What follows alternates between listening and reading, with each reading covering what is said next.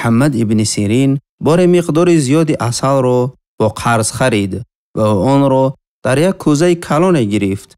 این کوزه در دوره‌های قدیم تقریباً 200-250 کیلوگرم عسل را می برد. وقتی او عسل را خرید، آن را در کوزه نگه داشت. اما در شب فراموش کرد تا سر کوزه را بپوشاند.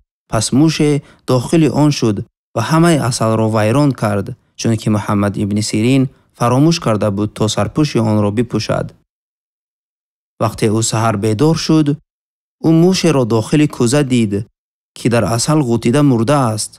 محمد ابن سیرین رحمه الله کوزه را گرفته به نزد دریا رفت و همه عسل را به آب ریخت. او کوزه را همین طور نپرتافت، بلکه آهسته آهسته همه عسل را به آب ریخت. آدمان به نزد او آمده گفتند: ای محمد ابن سیرین، تو می توانستی تنها موش را از داخل عسل گیری و عسل را بفروشی، چرا همه آن را به آب می ریزی؟ او جواب داد: به الله قسم برادر، من نمیدانم کدام قطره آن آلوده چرک و افلاسی شده است. برای من بهتر است که همه آن را پرتایم، نظر به آنه که آن را به کسی بفروشم، فریبش کنم و در روز قیامت از جانب الله جزا داده شوم. چقدر ایمان او زیاد بود! او همه آن را پرتافت، همه آن را به آب ریخت. اما قصه دوام دارد. سبحان الله. صاحب عسل بعد چند آمد و از او قرضش را بپرسید: ای ابن سیرین، قرض عسل را بده. ابن سیرین گفت: من حالا هیچ مبلغی ندارم. او گفت: پس این کار را چه خیل حل میکنیم؟ ابن سیرین گفت: و من کمی وقت ده و من قرضت را میدهم. خوب گفت. به او کمی مهلت داد. چند وقت گذشت و ابن سیرین با حکمت الله یگان مبلغ پیدا نکرد. صاحب عسل در آخر به قاضی شکایت کرد. قاضی او را به نزدش خواند. محمد ابن سیرین عالم بزرگ بود. او شرفمند بود. در دادگاه قاضی گفت: ای ابن سیرین، قضیه چیست؟ او گفت: انتخاب در دست شماست، اما این است واقعه‌ای که رخ داد و من حالا چیزی ندارم.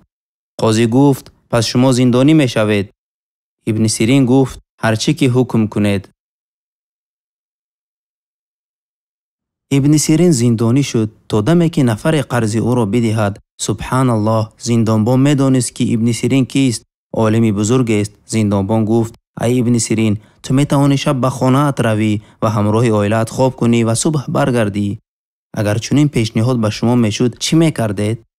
پاسبان زندان گفت: تو می توانی شب به خانه‌ات روی و صبح برگردی. ابن سیرین پنجه های زندان را قپیده گفت: والله برادرم، من برای دوزخ رفتن تو را کمک نمی کنم. من تا پرداخت شدن قرضم اینجا میمانم. او زندان را ترک کردن نخواست.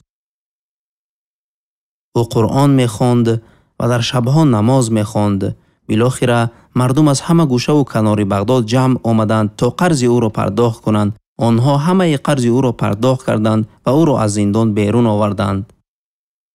آنها مناسبت او را با الله سبحانه و تعالی میدانستند. این چیزی به نهایت بی‌بهاست برادران و خواهران من، خیلی بی‌بهاست. این تنها به آنها میسر می شود که قلب و روح پاک دارند و با پروردگار خویش پیوند هستند.